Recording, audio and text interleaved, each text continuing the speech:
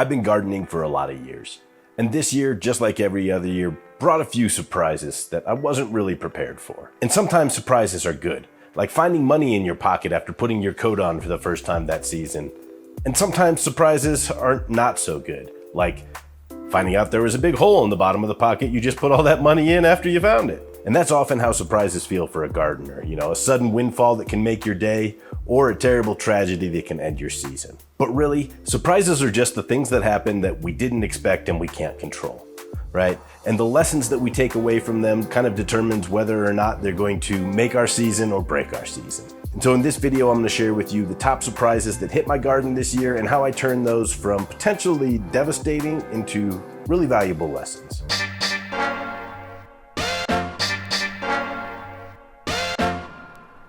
My first surprise came on June 9th, right about the time that my plants had been out in the garden for almost a month, and they're really entering that crucial time of growing here in Colorado. The month of June, we get lots of sunshine, and the temps don't get so high that the plants cook.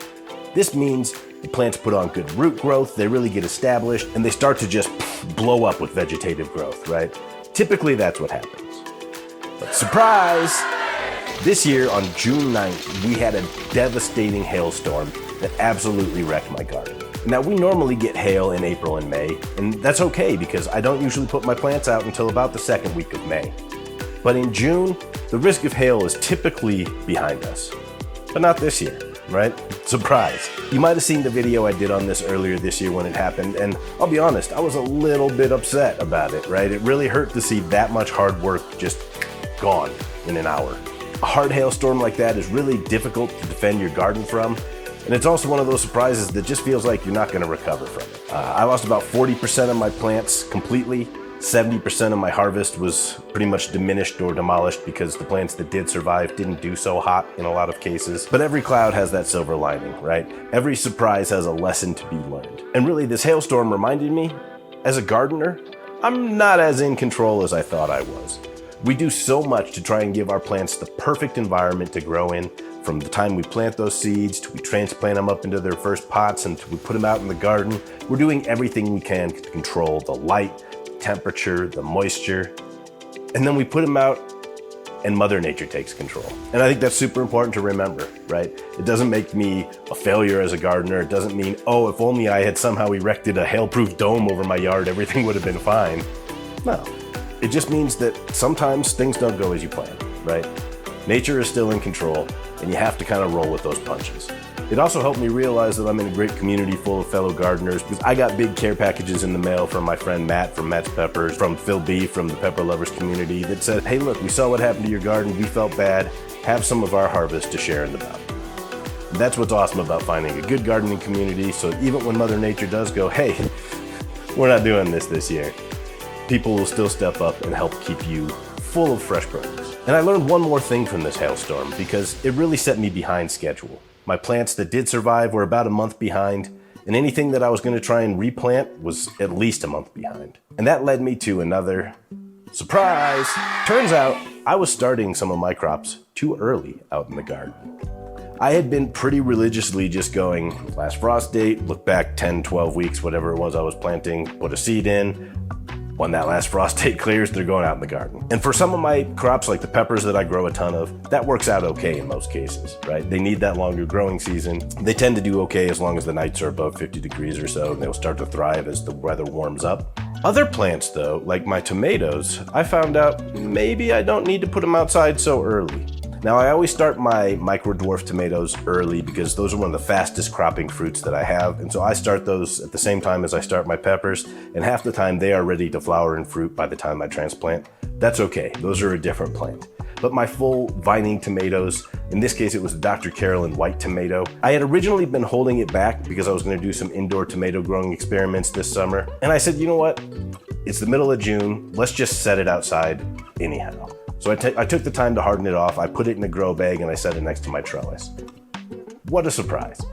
That plant did fantastic. That was the best tomato grow I have ever had in this yard. And the big reason was timing. I skipped the early season pressure from pests like powdery mildew and some of the aphids and things that have shown up in past years. And then I also didn't expose it to all of that super hot weather after it was trying to set fruits. right? So the heat of the summer is when it was really doing most of its growing. And then later in the summer, come September or so, it really started to set fruit. And this thing was putting on tomatoes until late October, like October 31st, when we finally had a freeze that was hard enough to take it down. This also happened with my cucumbers, because I started some cucumbers about the same time, a little bit later than I normally would. They skipped all of the blight, they skipped all of the powdery mildew, and they put on a ton of great fruit at the end of the season. What I learned here is that while the hailstorm really set me back, surprise, it taught me a lesson that I was planting certain things too early. I'm gonna use this information as I get into planting my garden for next year. I can tell you that my full-size tomatoes will not go out in the garden at the same time as my peppers do in early May. Just won't happen. I'm gonna wait till probably the very beginning of June, put them out then and see how it goes. But by this point in the summer, it's July, everything is doing as good as it can, and I'm kind of doing like the helicopter pepper plant parent thing. I'm out there every day looking at every plant going, oh, what could I do different? Oh my gosh, do I need to take care of this? I was super focused on every little thing in that garden this year. And it was kind of getting overwhelming, but that hailstorm freaked me out, right? I had some problem with broad mites that came right after that hail damage. And so it was one of the more difficult garden years I've ever had. And so while I had been hyper focused on taking care of my garden, that really actually led me to surprise number 3.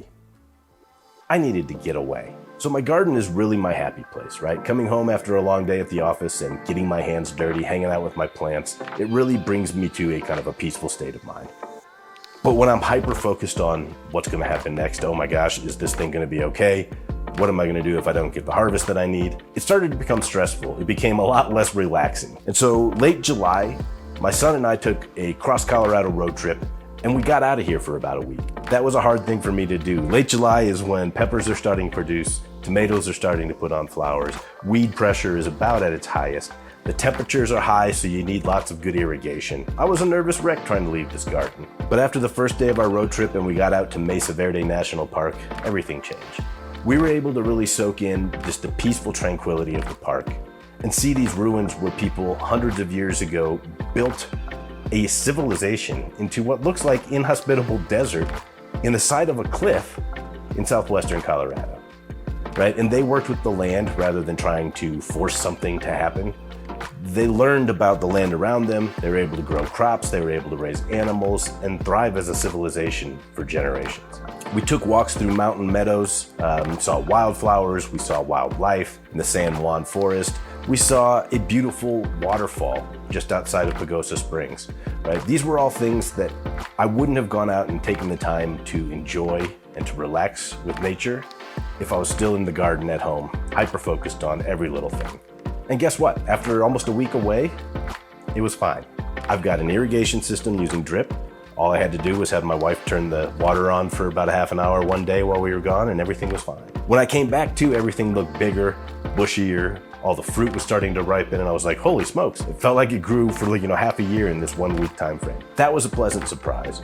I recharged my batteries, which was super important at that time because the next few months are really go time in the garden. If you have a summer garden going that's producing fruit, vegetables, flowers, you know that now is harvest time. Now is start to eat, process, and preserve time, right? And that goes on for months in the heat of the summer.